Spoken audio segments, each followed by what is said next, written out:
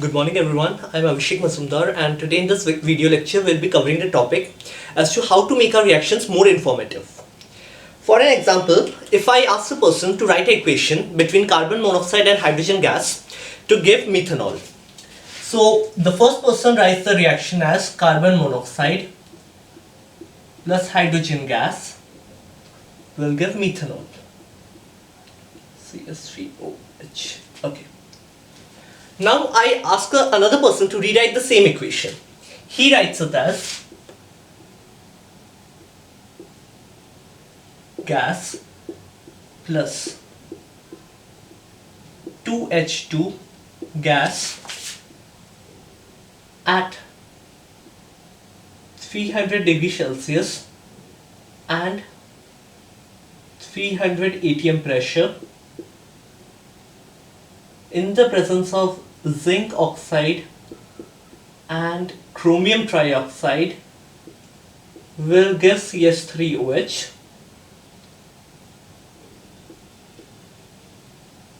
which is a liquid state.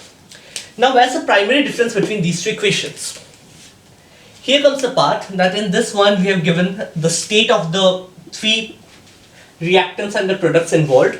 Along with that, we have given the coefficients, which makes it a balanced equation. Also, apart from that, we have mentioned the temperature at which this reaction takes place, the pressure at which this reaction takes place, and also the catalysts involved in the process.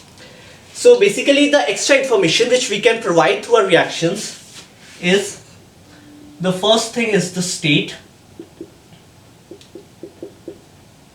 the next thing is the stoichiometry, which is the coefficients,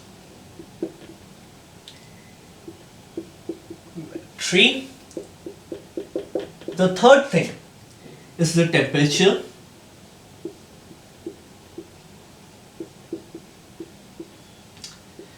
the fourth is the pressure,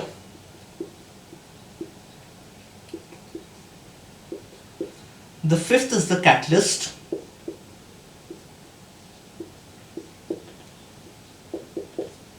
the sixth is the heat exchange.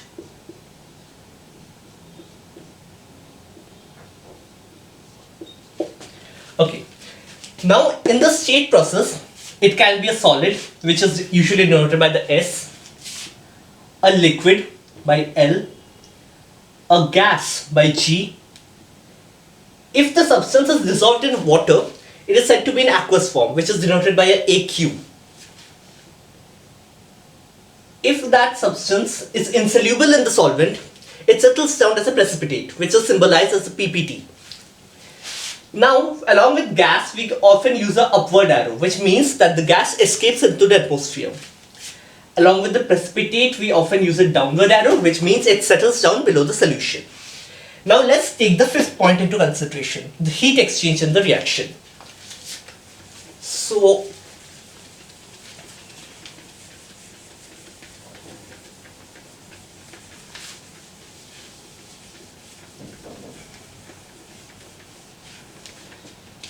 we primarily come across two terms. One is endothermic reactions, and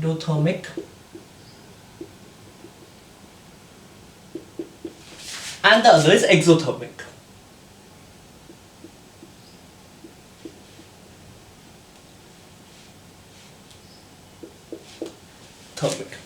Now in these two terms, the term thermic is constant.